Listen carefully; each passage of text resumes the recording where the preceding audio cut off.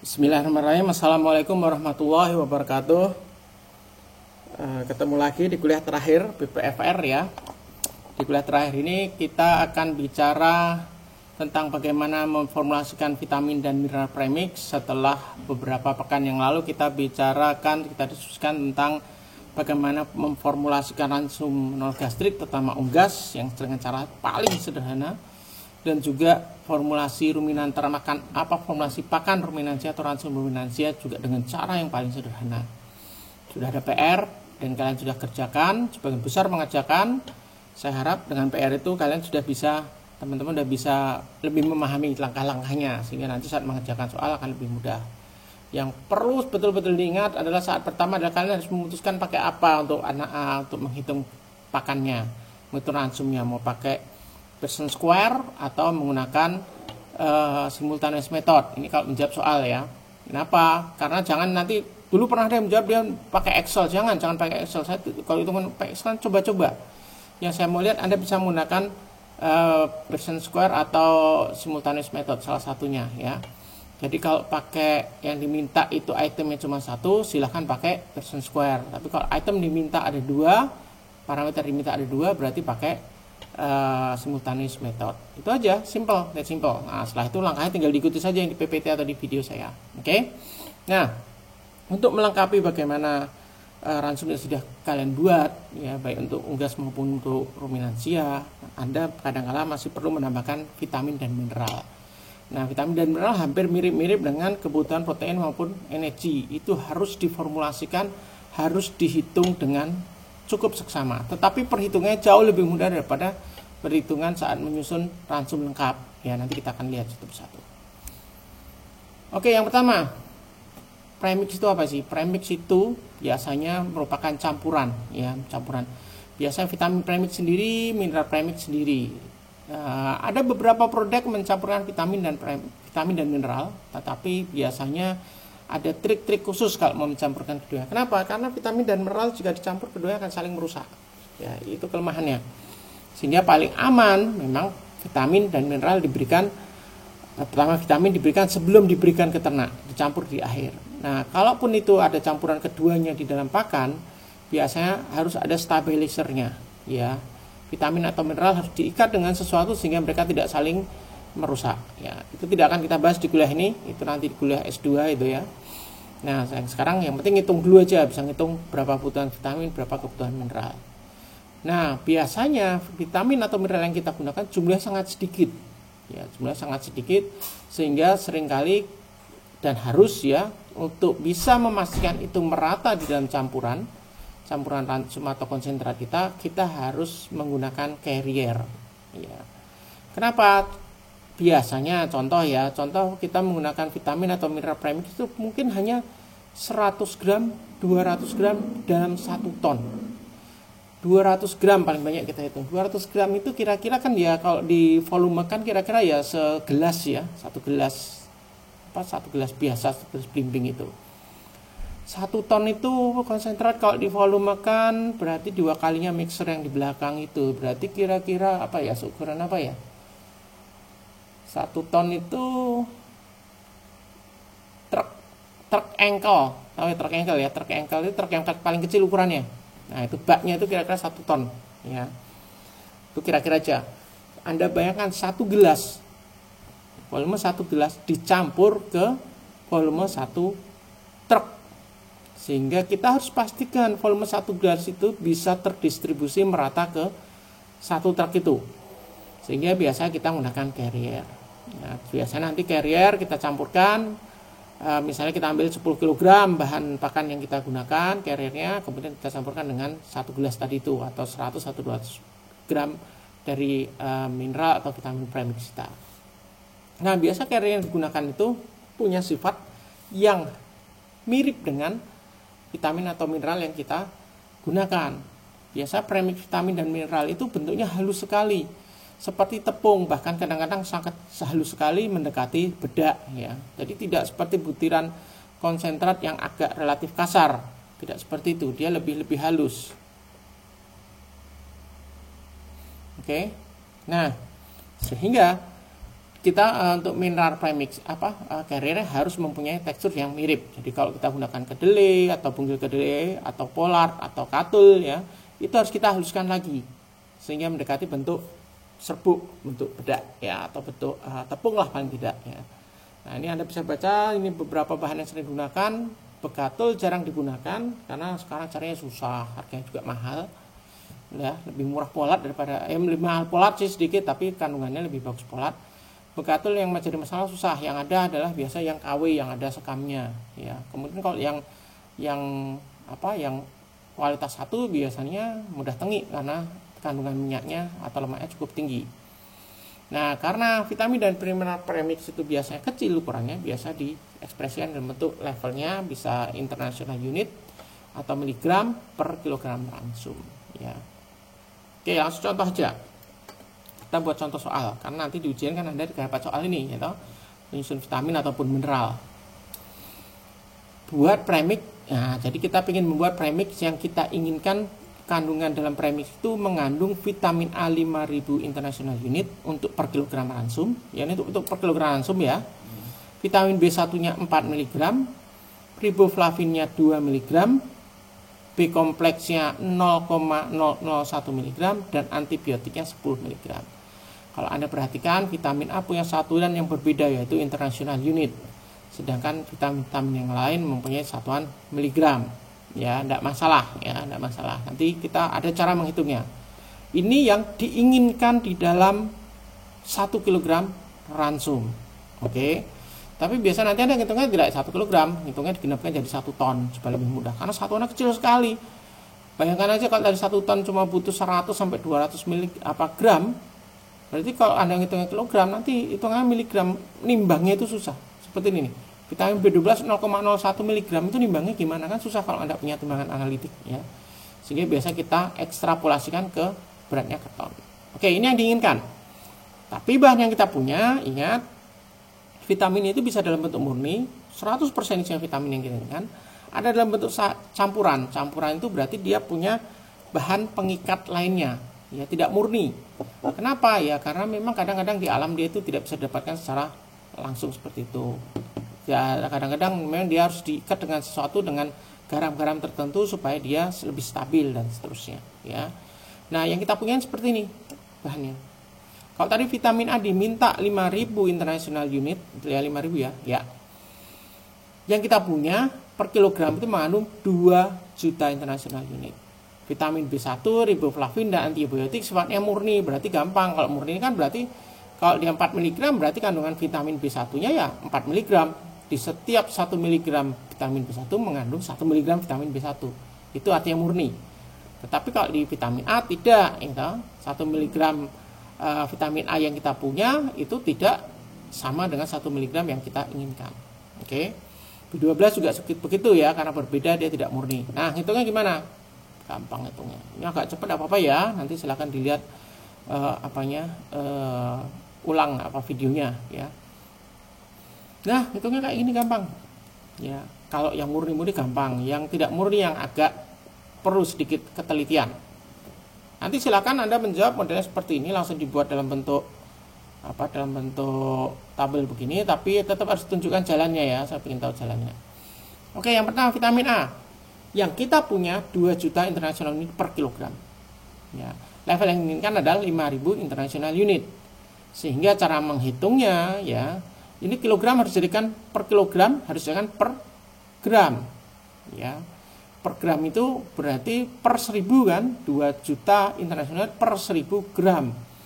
Nah, kemudian cara menghitungnya karena ini persentase 5000 yang kita inginkan, maka 5000 per 2000. 5000 per 2 juta, ya.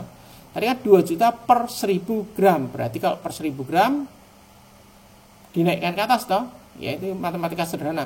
Kalau dia di bawah masih ada per lagi, pembagi lagi, dia bisa naik ke atas menjadi pengali, ya. Sehingga 5000 dikalikan 1000 gram dibagi dengan 2000, maka dia akan mendapatkan angka 2,5 gram per ton. Ini yang dibutuhkan per ton, ya. Dari dibutuh 2,5 gram vitamin A yang konsentrasinya 2 juta international unit per kilogram untuk mendapatkan level sebanyak 5000 international unit.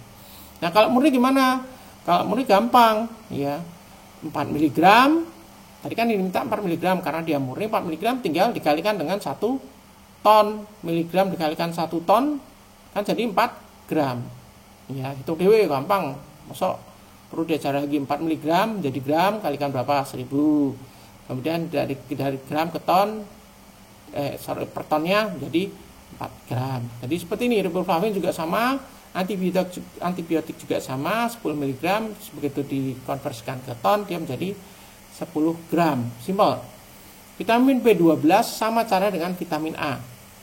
Jadi intinya level yang diinginkan dibagi dengan konsentrasi yang ada di bahan yang kita punya. Ya, 0,01 mg dibagi dengan 10 mg per kilogram atau 10 mg per 1000 gram. Ya. Kemudian dikalikan 1000 kg karena dia 1 ton, dapatnya adalah 100 gram. Nah, sehingga dari sini kita bisa menghitung totalnya 2,5 vitamin A tambah 4 gram tambah 2 gram 100 dan seterusnya mendapatkan 118,5 gram. Ini adalah total berat vitamin dan juga ada antibiotiknya yang kita gunakan di dalam 1 ton. Nah, ingat 118 gram itu kira-kira setengah gelas. Ya, setengah gelas campurkan dalam 1 ton sehingga dia butuh carrier. Nah, ini dalam kasus ini kita ingin menyampurkan carrier menjadi total jadi 10 kilogram. Ya. Hitungannya gampang. Vitamin premixnya tadi 118,5 gram, berarti kita tinggal menambahkan folat yang dihaluskan seberat 9,8 kilo atau 9.881 gram supaya jumlahnya genap 10 kilogram. Tetapi ini teori. Prakteknya di lapangan biasanya tidak harus folatnya itu 9,8, bisa ambil 10 kilo dan prakteknya juga seringkali kadang-kadang cuma ambil berapa jeduk gitu ya. Tapi intinya berapapun bahan yang kita gunakan, dia harus cukup mudah disebarkan. Menyebarkan 10 kilo di dalam 1 ton, kemungkinan dia untuk menyebar rata lebih baik daripada menyebarkan 100 gram. Ya. Dan ini pun nyampurnya prakteknya tidak langsung vitamin premix ditambahkan 9 kilo folat, tidak. Tapi pertama vitamin premix tambahkan folat dengan jumlah yang sama dulu, 100 gram 100 gram, diaduk merata dulu. Nanti sudah kira-kira komposisinya dilihat secara visual sudah hampir sama, tambahin lagi 100 gram lagi, gitu terus pelan-pelan diambil diaduk terus sehingga akhirnya genap menjadi 10 kilo semuanya. Nah, setelah 10 kilo nanti nyampurkan dalam 1 ton seperti apa? Ya, berarti tadi campuran kalian yang 10 ton dikurangi 10 kilo teorinya, tapi prakteknya ya nggak digitukan karena 10 kilo dalam 1 ton itu ya nggak kerasa gitu kan, tidak akan mengubah banyak komposisi nutriennya. Sehingga biasanya 10 kilo ini kalau di mixer itu ada bagian lubang, ada lubangnya untuk bagian hand on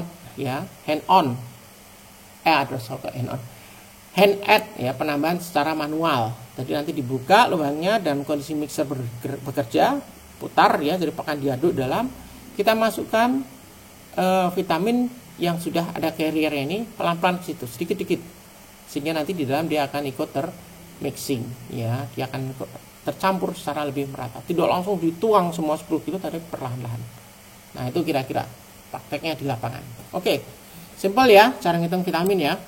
Nah, sekarang mineral agak berbeda sedikit, tapi lebih mudah kalau menurut saya menghitung daripada vitamin ya.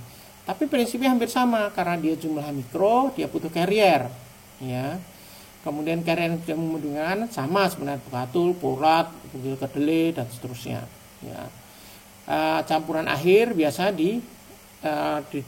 diekspresikan dalam bentuk 10 kg per ton ransum atau 1%. Ya, ini persentase sama aja lah, pokoknya kecil lah dia jumlahnya. Nah, bagaimana cara ngitungnya? Semua mineral itu kebanyakan terikat dalam bentuk garam, ya, dalam bentuk molekul. Jadi tidak ada misalnya kalsium, kita butuh kalsium, Ca saja tidak ada. Mesti terikat dengan klorida, jadi CaCl, ya, misalnya seperti itu. Kita butuh sodium, adanya garam, NaCl dan seterusnya. Sehingga kita harus menghitung berapa besar kandungannya, persentasenya itu di dalam campuran garamnya. Nah, sehingga Anda harus tahu berat atom dan berat molekulnya. Nah, ini kembali pelajaran SMA. Ada yang masih ingat berat atom dan berat molekul? Ada yang masih ingat tabel ini? Ya, ini tabel periodik ya. Contoh helium. Helium nih di atas nih udah ada contohnya. Kalau di pojok kanan atas kan selalu ada atomic mass. Ini adalah berat atom. Helium punya berat atom 4 gram ya. Kemudian helium kan tidak terikat sendiri. Misalnya nitrogen itu 14 ya, misalnya, atau natrium klorida NaCl itu berat atomnya 22. Cl itu mana Cl? Lihat Cl. Nah, ini Cl itu 35, mudah-mudahan kelihatan ya. Karena berat atomnya natrium 22, berat atomnya klorida 35, berarti berat molekulnya adalah 1 Na, kan NaCl. 1 Na ditambah 1 Cl. Berarti 22,9 ditambah 35,4. Berarti beratnya adalah 58,4-an lah kira-kira. Ya, kira-kira segitu. 58, sekian. Itu berat molekul dari NaCl. Berat atomnya NaCl 22. Ya. Berapa persen natrium di dalam NaCl? Berarti 22 dibagi dengan 50, berapa tadi? 58. Ya, itulah beratnya dari molekulnya, dari persentase molekulnya Na. Nah, cara yang sama kita lakukan dengan hitung-hitungan kita hitung unsur mineral, ya, mineral premix. Misalnya kita menggunakan butuh mineral mangan ya. Mangan itu terikat pada sulfat, jadi MnSO4. Nah, bagaimana pertanyaan pertama, kita harus bisa menghitung dulu kandungan Mn atau persentase Mn mangan itu dalam manganis sulfat. Ya. Dari tabel periodik kita tahu bahwa beratnya mangan 54,9. Berat atomnya ya. Sulfat 32,0 dan oksigen 16. Nah, karena Ba-nya, berat atomnya oksigen itu ada 4, makanya oksigen dikalikan dengan 4. Ya, berat molekulnya total tidak dijumlahkan saja, tapi oksigennya harus dikalikan dengan 4 karena oksigen ada 4 kan, SO4 ya. Mana dia? Ini ya. Sehingga 54,9 tambah 32,06 tambah 16 dikalikan dengan 4. Dapatnya berat molekul mangan sulfat adalah 150,99. Nah, pertanyaannya kan berapa kandungan Mn pada garam MnSO4? Gampang, berarti tinggal berat atomnya Mn dibagi berat molekulnya MnSO4 dikalikan 100. Itulah jawabannya. Jawabannya adalah 36,4%. Ini adalah persentase atau kandungan Mn dalam garam MnSO4. Ini dasar untuk menghitung berapa kandungan mineral. Nah, dengan cara yang sama, ya, ini berat atom dan saya kasih catatan. Jadi Anda nggak usah khawatir, tidak usah menghafalkan berat atom yang ada di tabel periodik. Bisa dilihat, kalau Anda mau menyiapkan tabel periodik untuk ujian, boleh. Tapi nanti di soal biasa sudah saya kasih ini, berat atomnya berapa sudah saya kasih KPA-nya. Jadi nggak usah ngecek di tabel periodik. Tapi kalau mau menyiapkan tabel periodik juga boleh, ya. Oke, ini ada beberapa macam berat atom yang biasa kita pakai dalam menyusun mineral. Kan biasa kalau mineral untuk pakan kan ya nggak terlalu luas, tidak sebanyak tabel periodik itu. Biasanya hanya karbon, mangan, kobalt, hidrogen, manganis, ya, magnesium, ferum, oksigen, kuprum, seng. Biasanya hanya itu aja. Ya.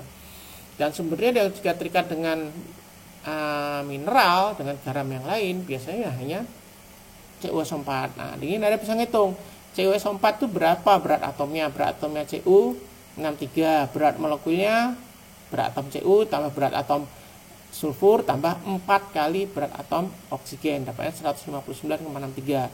Persen mineralnya Cu adalah 63,45 dibagi 159,63 kali 100 dapatnya 39,8. Dengan cara yang sama Anda bisa menghitung berapa persentase masing-masing mineral, ya. Saat menjawab Anda harus menunjukkan cara menghitungnya seperti itu. Memang agak membosankan, gampang banget gitu aja, tapi yang dinilai adalah cara menghitungnya. Nah, itu dasar untuk menghitung persentase.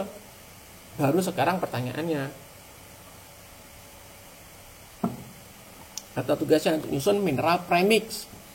Yang kita butuhkan dalam per kilogram ransum kita butuh 30 mg mangan, 5 mg kuprum, 0,1 mg kobalt, 30 mg ferrum, dan 50 mg seng. Ingat, mulai dari mangan, kuprum, kobalt, ferrum, dan seng itu semua akan terikat pada mineral yang lain, MnSO4, CuA, dan seterusnya ya.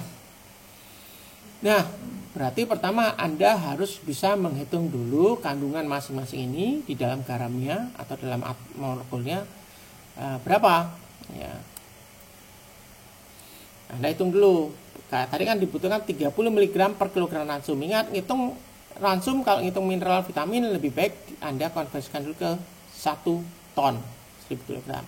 Kalau butuh 30 mg per kilogram ransum, maka dalam 1000 kg atau 1 ton dibutuhkan 30 mg dikalikan 1000 kg alias 30.000 mg alias 30 gram ya. Jadi dalam 1 ton Anda butuh 30 gram, dalam 1 kg Anda butuh 30 mg. Nah, setelah dapat ini, ingat tadi kita sudah ngitung ya, jadi nggak usah diulang lagi. MnSO4 tadi berapa kandungan atau persentasenya di dalam garamnya itu? Dia mengandung 36,4 ya. Ini yang tadi kita hitung berat atom Mn dibagi dengan berat molekul MnSO4 ya. Nah, sehingga kalau kita sudah tahu seperti ini, ngitungnya dibalik, seperti mengembalikan ke menghitung SVET ya. SVET karena kita punya data bahan kering 100 per bahan kering kalikan beratnya. Nah, ini berarti 100 per 36,4, 100 per kandungan dari atomnya dikalikan dengan berat yang kita inginkan. Tadi kan kita 1 ton 30 gram ya dalam 1 ton. Sehingga kita akan membutuhkan garam MnSO4 sebanyak 82,4 gram. Ingat, jawabannya ini pasti lebih besar daripada yang dibutuhkan. Yang dibutuhkan kan 30 gram. Dia akan butuh MnSO4-nya 82,4 gram. Karena yang 52 betul ya? Oh iya betul, 52,4 gram itu adalah SO4. Jadi ada kandungan mineral lainnya yang terikutkan situ. Enggak apa-apa, itu enggak akan mempengaruhi. Yang penting Mn yang kita kejar. Oke. Nah, dengan cara yang sama, kalian bisa menghitung nanti, coba ya dihitung. CO4-nya berapa, kobaltnya berapa, ferrumnya berapa, sengnya berapa, dapat semuanya, kita bisa menjumlahkan totalnya sekian gram, 386 gram. Kemudian hitung lagi carriernya dikenakan 10 kilo lah misalnya, berarti 10 kilo dikurangi 386 berarti butuh 9.613 gram lagi katul atau punggung kedelai atau polat terserah sebagai carrier, sehingga total akan ada 10 gram atau 10.000 gram atau 10 kg mineral premix. Nah, gampang ya, gampang. Oke, kita stop dulu untuk yang vitamin dan mineral premix. Kita lanjut ke yang berikutnya.